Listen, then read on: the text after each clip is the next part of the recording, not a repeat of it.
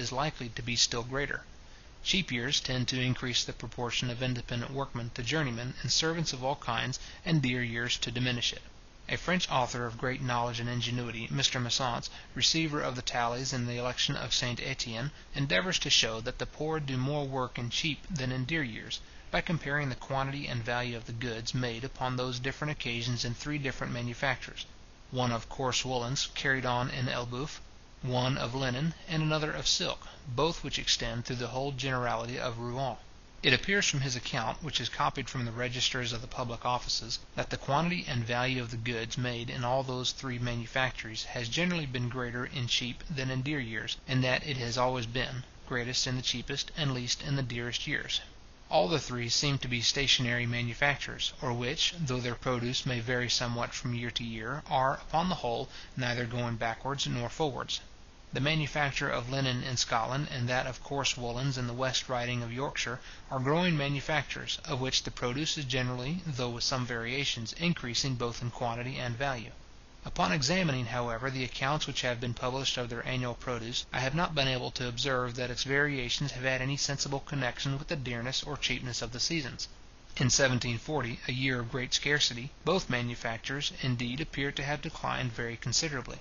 But in 1756, another year of great scarcity, the Scotch manufacturers made more than ordinary advances.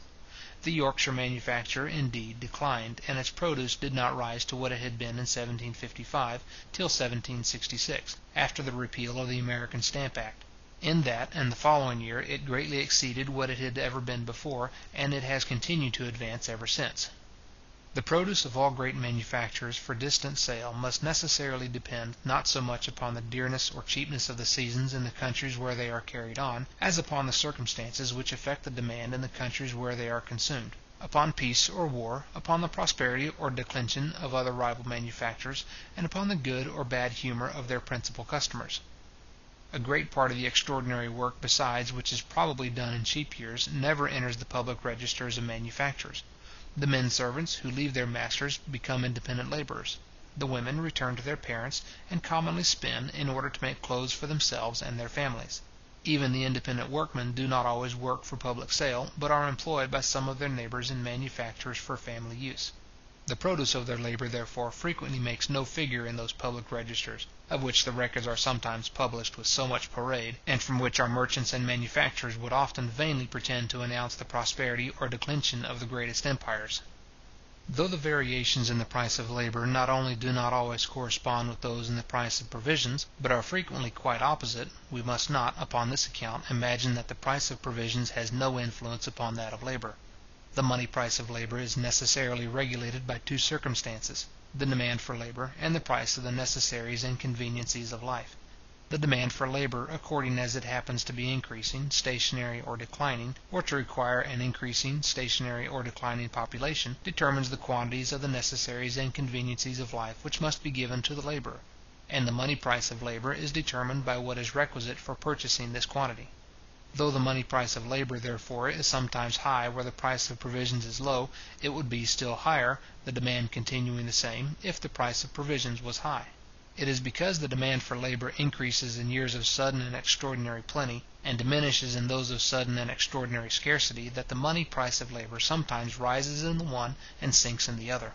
In a year of sudden and extraordinary plenty, there are funds in the hands of many of the employers of industry, sufficient to maintain and employ a greater number of industrious people than had been employed the year before, and this extraordinary number cannot always be bad. Those masters, therefore, who want more workmen, bid against one another in order to get them, which sometimes raises both the real and the money price of their labour. The contrary of this happens in a year of sudden and extraordinary scarcity. The funds destined for employing industry are less than they had been the year before. A considerable number of people are thrown out of employment, who bid one against another in order to get it, which sometimes lowers both the real and the money price of labour. In 1740, a year of extraordinary scarcity, many people were willing to work for bare subsistence. In the succeeding years of plenty, it was more difficult to get labourers and servants. The scarcity of a dear year, by diminishing the demand for labour, tends to lower its price, as the high price of provisions tends to raise it. The plenty of a cheap year, on the contrary, by increasing the demand, tends to raise the price of labour, as the cheapness of provisions tends to lower it.